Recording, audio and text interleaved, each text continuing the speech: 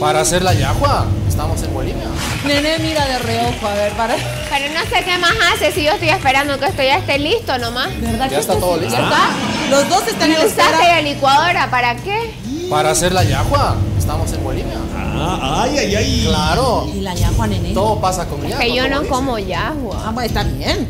Vale, Pero la hay que yahua va en recordar todo. que es para el chef. Eso no puede ser un plus. No, ¿Por si qué? quieres, Vale. puedes de repente locoto. Y ya no hace yahua. Ahí locoto.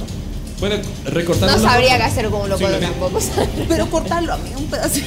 Claro. Ella Ya depende, exige. porque eso es para el chef. Claro.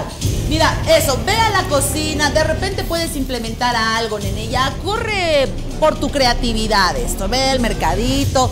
Si quieren pueden implementar un locoto, yahua.